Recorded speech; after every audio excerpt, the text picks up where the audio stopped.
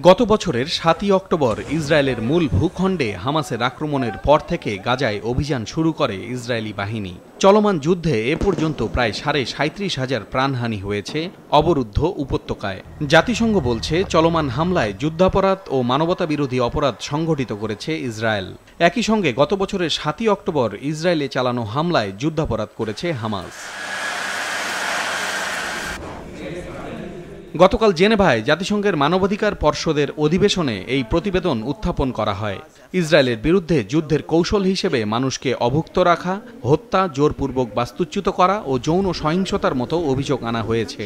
গাজা যুদ্ধ শুরুর প্রথম দিকেই ইসরায়েল ও হামাস দুই পক্ষই যুদ্ধাপরাধ করেছে বলে প্রতিবেদনে উল্লেখ করা হয়।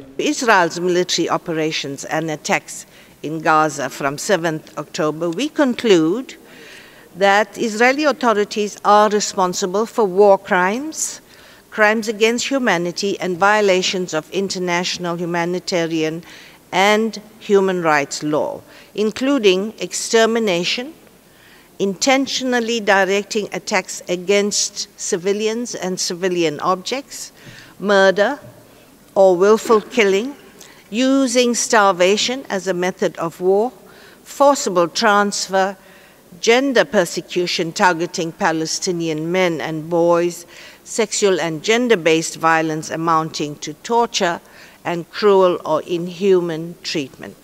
একমাত্র ওয়ালটন এসি দিচ্ছে 1 বছরের রিপ্লেসমেন্ট গ্যারান্টি। জাতিসংঘ নিরাপত্তা পরিষদে গাজায় যুদ্ধবিরতি প্রস্তাব পাশের পরও হামলা চালিয়ে যাচ্ছে ইসরায়েলি বাহিনী। গতকালও রাফার পাশাপাশি নুসাইরাত শরণার্থী শিবিরে হামলা হয়েছে। এতে অন্তত ২৪ প্যালেস্টাইনি নিহত হয়। হামাসের নতুন কিছু শর্তের জন্য গাজায় যুদ্ধবিরতি কার্যকর সম্ভব হচ্ছে না বলে জানিয়েছেন মার্কিন পররাষ্ট্রমন্ত্রী Antony Blinken. I'll just remind everyone once again that the entire world came together behind the proposal that President Biden laid out a few weeks ago. The entire world with one exception. And that was Hamas. Hamas came back with, after everyone else had said yes, including Israel, reconfirmed to me by Prime Minister Netanyahu when I was in Israel. Hamas came back with new conditions, new demands, including demands and conditions that actually went beyond what it had already previously accepted. So, we're working to see if we can bridge the gaps. গেল কয়েক সপ্তাহ ধরে গাজা উপত্যকায় ফের দেখা দিয়েছে তীব্র মানবিক সংকট। বিশেষ করে বিশুদ্ধ পানির সংকটে অনেক এলাকায় অসুস্থ হয়ে পড়ছেন প্যালেস্টাইনিরা। পর্যাপ্ত ত্রাণ সামগ্রীর অভাবে খান ইউনিসে দেখা দিয়েছে খাবার সংকট। এমন অবস্থায় গাজার সব পয়েন্ট দিয়ে আরও বেশি ত্রাণবাহী ট্রাক ঢুকতে দিতে ইসরায়েলের প্রতি আহ্বান জানিয়েছে জাতিসংঘ।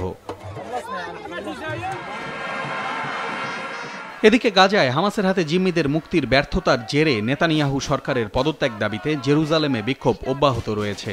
গতকালের বিক্ষোভে নেতানিয়াহুর বিরুদ্ধে স্লোগান দেয় বিক্ষোভকারীরা। তাদের দাবি জিম্মিদের ফিরিয়ে আনতে পর্যাপ্ত পদক্ষেপ নিচ্ছেন না নেতানিয়াহু। পলাশ রঞ্জন রায়, মাছরাঙা নিউজ ডেস্ক।